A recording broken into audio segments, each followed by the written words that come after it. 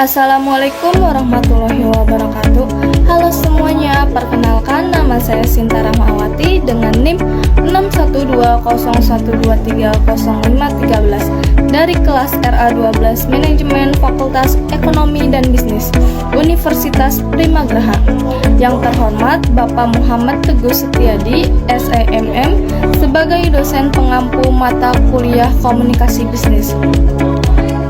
Dalam video ini, saya akan membahas konsep-konsep penting dalam mata kuliah komunikasi bisnis yang telah kita pelajari dari awal perkuliahan hingga menjelang UTS.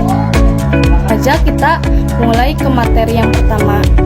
Baik, sebelum menjelaskan materi, saya akan menjelaskan daftar isinya terlebih dahulu. Yang pertama itu ada konsep dasar komunikasi bisnis, dan yang kedua ada proses komunikasi efektif, dan yang ketiga ada strategi komunikasi bisnis, dan yang keempat atau yang terakhir ada komunikasi dalam tim dan organisasi. Oke, yang pertama itu saya akan menjelaskan komunikasi bisnis. Nah, sebelum saya menjelaskan komunikasi bisnis, apa sih komunikasi bisnis itu? Komunikasi bisnis adalah proses pertukaran informasi, ide, dan pesan antara individu atau kelompok dalam konteks bisnis untuk mencapai tujuan tertentu. Dan selanjutnya ada unsur-unsur komunikasi yang penting dalam proses komunikasi yang baik adalah yang pertama itu ada komunikator, pengirim pesan yang bisa berupa satu orang, banyak orang, atau massa. Dan yang kedua ada pesan, isi atau maksud yang disampaikan oleh komunikator. Dan yang ketiga ada media, saluran komunikasi yang digunakan untuk menyampaikan pesan. Dan yang keempat, komunikan, penerima pesan, efek, pengaruh atau dampak yang muncul setelah komunikasi. Selain itu, ada beberapa unsur yang juga bisa menjadi bagian dari proses komunikasi seperti lingkungan yang biasa berupa lingkungan psikolog, fisik, budaya, dan dimensi waktu.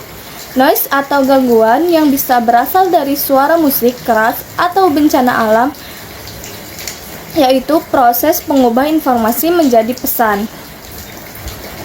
Komunikasi bisa terjadi dalam bentuk seperti verbal atau menggunakan kata-kata, dan nonverbal menggunakan gerakan tubuh, ekspresi wajah, dan bahasa tubuh.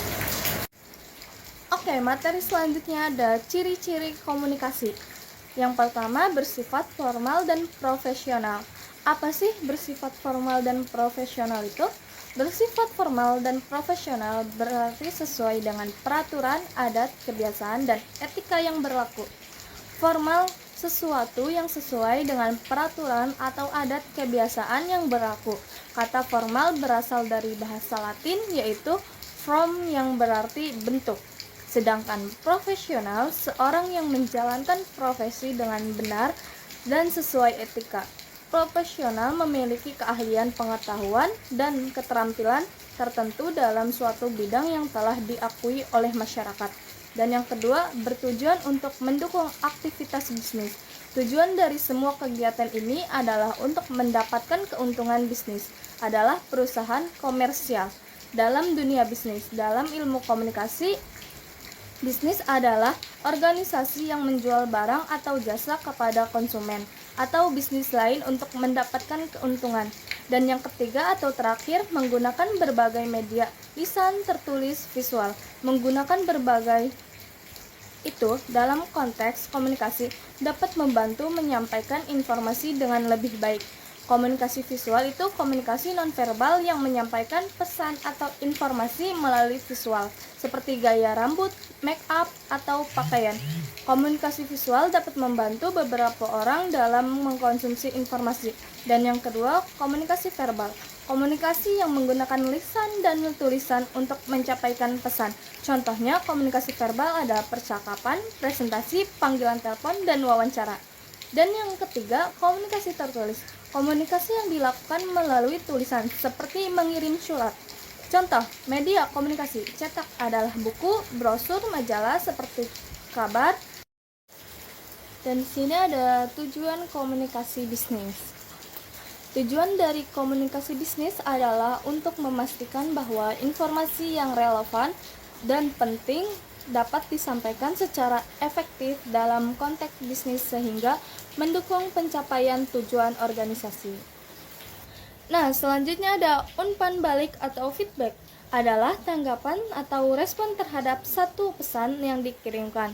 Umpan balik itu dapat berupa verbal atau nonverbal dan positif ataupun negatif.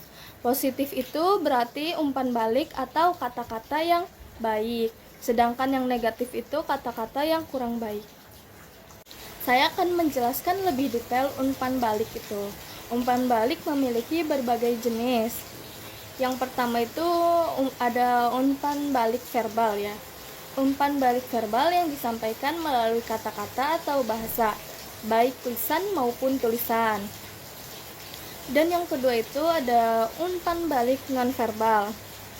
Umpan balik yang disampaikan melalui isyarat, gerak-gerak tubuh maupun raut wajah. Jadi kalau perangat-perangat itu bisa masuk ke umpan balik nonverbal. Dan yang ketiga ada umpan balik positif. Umpan balik yang memberikan ketika komunikasi paham dan menyetujui pesan yang disampaikan. Dan yang keempat ada umpan balik negatif. Umpan balik yang diberikan ketika komunikasi tidak setuju terhadap isi pesan. Selanjutnya ada kesalahpahaman dalam komunikasi. Kesalahpahaman dalam komunikasi adalah kondisi ketika pesan yang disampaikan tidak diterima atau terkirim dengan jelas, sehingga terjadi ketidaksesuaian antara apa yang dimaksud dan apa yang dipahami. Kesalahpahaman ini dapat menimbulkan sebagai dampak. Yang pertama itu ada informasi yang disampaikan menjadi terdistorsi, dan yang kedua munculnya konflik dalam hubungan pribadi maupun profesional, dan yang ketiga penerimaan informasi yang salah, dan yang keempat permasalahan-permasalahan lainnya yang dapat berpengaruh kepada hasil kerja. Beberapa hal yang dapat menyebabkan kesalahpahaman dalam komunikasi diantaranya yang pertama itu ada tidak satu pemikiran, dan yang kedua tidak sampainya tujuan atau perasaan ide atau pikiran, dan yang ketiga perbedaan budaya, 4 komunikasi nonverbal seperti gestur dan bahasa tubuh. Nah, di sini ada beberapa langkah untuk memperbaiki komunikasi dalam organisasi. Memperbaiki komunikasi dalam organisasi adalah langkah penting untuk meningkatkan efektivitas kerja, membangun hubungan yang harmonis, dan mencapai tujuan bersama. Berikut adalah beberapa cara yang menurut saya efektif. Dan yang pertama ada membangun budaya komunikasi terbuka. Menurut saya, organisasi yang menciptakan lingkungan di masa semua anggota merasa nyaman untuk berbicara, memberikan masukan, atau menyampaikan keluhan tanpa takut dihakimi. Hal ini bisa dilakukan dengan mendukung dialog yang konstruktif. Dan yang kedua ada meningkatkan keterampilan komunikasi anggota. Memberikan pelatihan tentang keterampilan komunikasi seperti mendengarkan aktif, berbicara dengan jelas, dan menangani konflik dapat membantu memperbaiki komunikasi antar anggota organisasi. Dan yang ketiga ini ada menggunakan teknologi yang tepat. Menurut saya, menggunakan alat komunikasi yang sesuai seperti aplikasi pesan instan, email, atau platform kolaborasi online dapat membantu menyampaikan informasi dengan lebih cepat dan efisien, terutama untuk tim yang tersebar. Dan yang keempat ada mengadakan rapat yang efektif, yang dimana rapat yang terstruktur dapat dengan agenda yang jelas dapat membantu anggota fokus pada topik utama dan mencegah pemborosan waktu. Setiap anggota juga perlu diberi kesempatan untuk berkontribusi. Selanjutnya ada komunikasi dalam organisasi.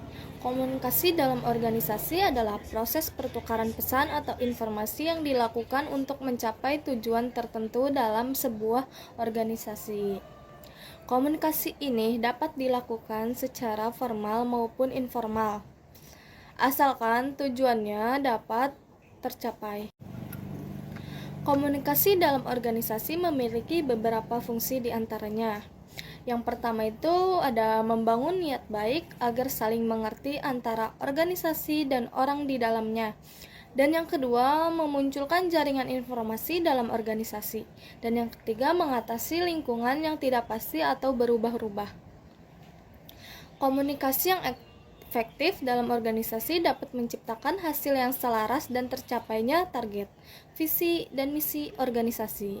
Beberapa cara untuk membangun komunikasi yang baik dalam organisasi adalah yang pertama itu terbuka terhadap pendapat dan masukan, membuat forum diskusi, menyampaikan informasi secara jelas, memberikan feedback kepada masing-masing individu, memberikan dukungan kepada masing-masing anggota, berinteraksi selama jam istirahat, berdiskusi tentang topik informal, bersikap ramah, dan juga menggunakan bahasa tubuh dengan benar. Faktor-faktor yang dapat mempengaruhi efektivitas komunikasi organisasi diantaranya saluran komunikasi formal, struktur wewenang organisasi, spesialisasi jabatan, kepemilikan informasi.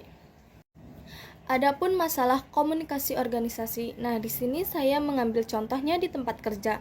Masalah komunikasi umum di tempat kerja meliputi perbedaan budaya, sikap, kurangnya motivasi, keterampilan mendengarkan yang buruk, rendahnya kualitas komunikasi tertulis, alat yang tidak sesuai, dan terlalu banyak berbagai masalah komunikasi dalam organisasi dapat berdampak buruk pada produktivitas karyawan dan keberhasilan perusahaan mencapai targetnya. Untuk mengatasi masalah komunikasi, kalian dapat mencoba beberapa hal berikut. Yang pertama itu tidak terlalu baku dalam proses berkomunikasi, dan yang kedua saling pengertian atau memahami satu sama lain, dan yang ketiga jadilah pendengar yang baik dan menerima pendapat orang lain, dan selanjutnya ada tidak membawa masalah pribadi ke lingkungan pekerjaan. Dan yang selanjutnya ada saling keterbukaan dalam hal pekerjaan dan percaya satu sama lain. Dan yang terakhir ada rutin melakukan rapat evaluasi kerja. Jenis-jenis komunikasi. Ada beberapa jenis komunikasi, di antaranya yang pertama ada komunikasi verbal. Komunikasi yang dilakukan secara lisan atau tulisan. Komunikasi nonverbal, komunikasi yang dilakukan dengan menggunakan isyarat, gerak tubuh, mimik wajah, intonasi, dan gaya bahasa. Sedangkan komunikasi lisan, komunikasi yang terjadi secara langsung dan tidak dibatasi oleh jarak. Yang keempat ada komunikasi tertulis. Komunikasi yang disampaikan dalam bentuk tertulis seperti surat, pesan, teks singkat, foto, belangko, spanduk, dan gambar. Sebelum saya menutup video ini, saya akan membuat kesimpulannya terlebih dahulu. Menurut saya, kesimpulan dari mata kuliah komunikasi bisnis adalah bahwa komunikasi yang efektif dan strategis merupakan elemen penting dalam membangun hubungan profesional, menyampaikan informasi, dan mencapai tujuan organisasi. Mata kuliah ini menekankan pentingnya kemampuan berkomunikasi secara lisan maupun tertulis, memahami audiens, memilih media yang tepat, serta menerapkan etika komunikasi untuk menciptakan kolaborasi produktif di lingkungan bisnis. Komunikasi bisnis adalah keterampilan yang akan selalu relevan, tidak hanya selama perkuliahan tetapi juga sepanjang karir kita. Mari terus belajar dan berkembang bersama. Mungkin hanya itu yang bisa saya sampaikan. Saya Sinta Rahmawati, izin pamit diri. Wassalamualaikum warahmatullahi wabarakatuh.